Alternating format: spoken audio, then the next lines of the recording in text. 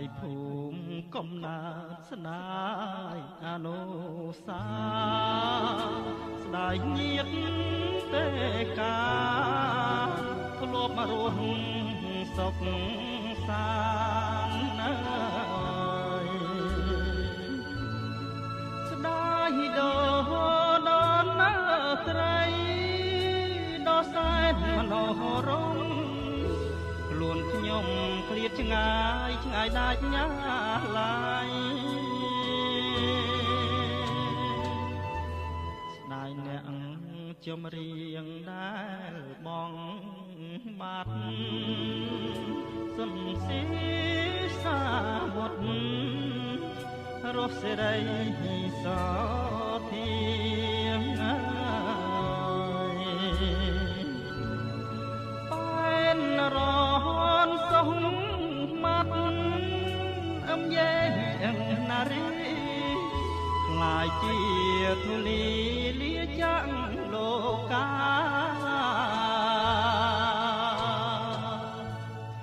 ខ្ញុំប្រត់ណាយតែកាយតែចិត្តចាំនៅស្អប់រឿងស្រើនៅក្នុងលោកាខ្ញុំប្រត់ម៉ែអើប្រត់គូសង្សារពូលណែនអរាសោកាគ្មានលហាអូអិនព្រំដែរមានចេស្ដាអស់លោកអ្នកតាទឹងទាំង5 3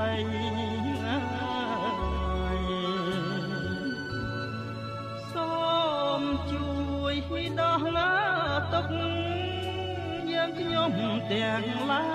យជាតិមុខជាតិក្រោយសូមកុំអើយយល់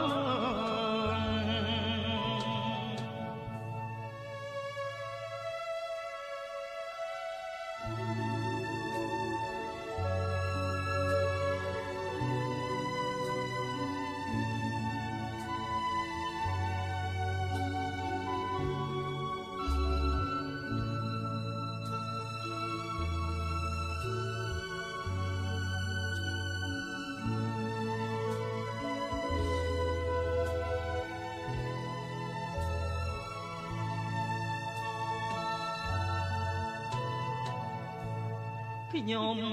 ប្រត់ណាតែកាយតែចិត្តចាំនៅស្អប់មករឿងអាស្រូវនៅក្នុងលោកាខ្ញុំប្រត់ណាម៉ែអើប្រត់គូសង្សារទ្រូងរែងខ្លោចផ្សាផ្ញើខ្លួនស្រុកគេអោអិនព្រំដែរមានចេស្នាអស់លោកអ្នកតាទឹងទាំង5 3